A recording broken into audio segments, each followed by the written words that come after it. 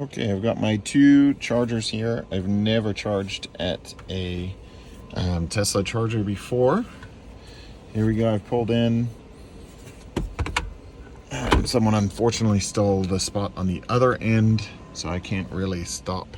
I can't really help but block the charger, unfortunately. So this one's the TESERY one, which I've been sent. So I'll be able to compare these two together and see which one does best. Open the charge port.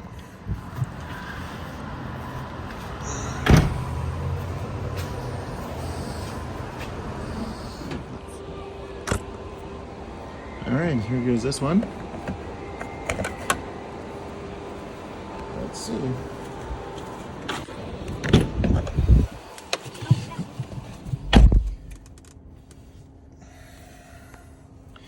Okay, it says starting. There we go. I'll give it about a minute here, see what we ramp up to. I did precondition it on the way over here. Do you like that Cybertruck? Yeah. Yeah. Cybertruck. Cybertruck.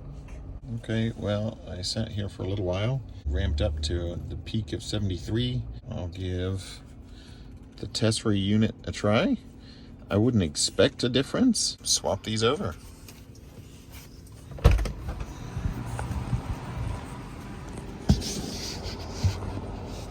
Okay, so I ended up sort of struggling here for a second, just a second, but there's an extra step and I had my hands full with the extra charger. So you've got to pull an additional lever in order to get it off. And I'd never done this before, so I did struggle for a second.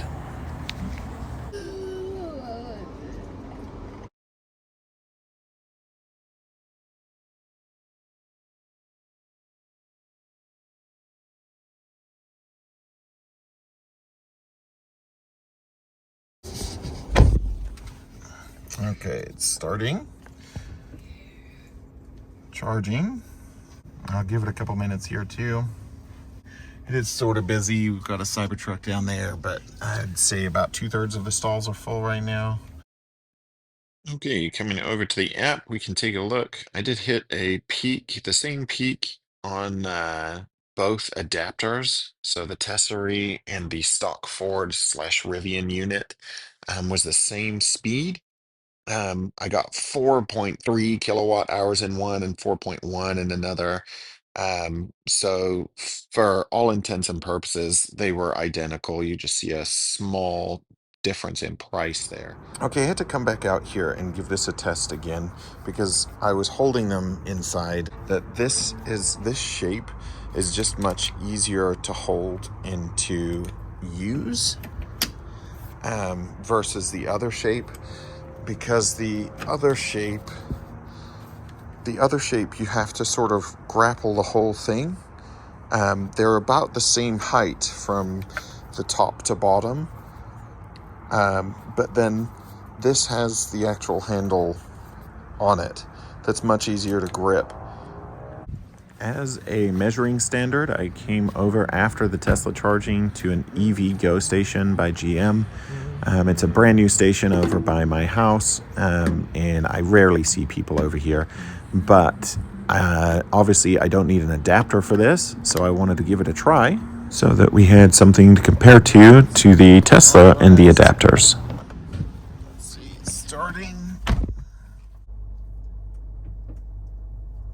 There it goes. Well, I'm the only one here right now, the only one charging, and I maxed out at 80. I guess I'm just too high in the percentage range. Okay, we're gonna stop charging there. All right.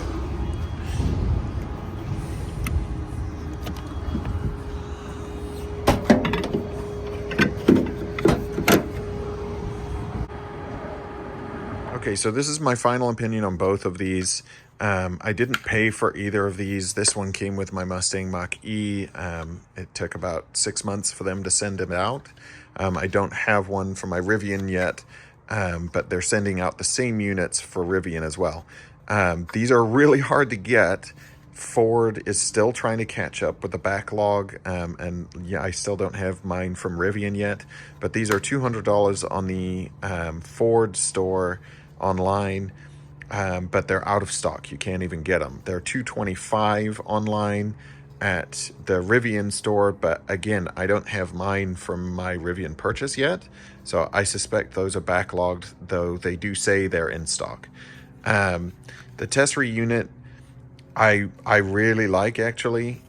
Yes, it was given to me, so that's going to sway my opinion to some degree, but there are actual differences, and like I was trying to show with my hand, is if I'm someone with little hands like my wife, this is not going to be easy to use. You're going to have to use two hands to operate this one. Whereas this one, even if you have small hands, you should be able to still operate it even one-handed.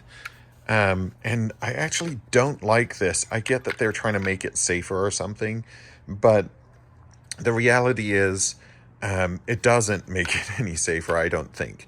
If you're pulling on the charging cable that hard, this is probably just going to break anyway, or the connector port in your car is. And this, again, it was easier to use, simpler, it's one less step. So if Rivian's actually selling these and you can get them, then they're $225.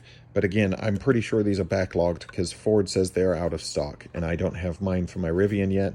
This one I actually do prefer, so if there's the same price and I was paying for them out of pocket, I would run with this one. Again, I'm a little biased because they did send it to me, but I didn't pay for this one either. Right now, I don't know if it's a limited time Black Friday sale or not, but there's a $36 coupon on Amazon on these. I will include the link down below, but that makes this $188. If you're looking for a gift for an EV owner or someone in the family, this would be a really great deal. Again, I don't know if that's a limited time only, but $188 is really a great deal. These have been going for, either of these, all EV chargers in general, the adapters have been going for about $250, $300. So for $188, that's a really good deal. Again, if it was my money, I would be buying this one. One more note to keep in mind is that I preconditioned on my way to the Tesla charger, and I preconditioned on the way to the EVGO charger, and these adapters kept up with, they performed the same as the EVGO charger with no adapter. So I'm not seeing any degradation in performance. I was just charging sort of the max for the Rivian at that percentage. It wasn't in desperate need of a charge, so it wasn't charging super fast, but it charged the same at the EVGO as it did with this adapter, the stock adapter, and the TESERY adapter. So in my opinion, I mean, they all feel about the same weight. If anything, this one's a little bit heavier, but if there was a quality issue or this wasn't using as thick gauge wire or something, then I think we would feel that in the weight. Neither of these got hot. They both performed the same as the EVGO station with no adapter. So I think both of these chargers are great. They're fine. Again, if it was my money, I would be buying the TESERY.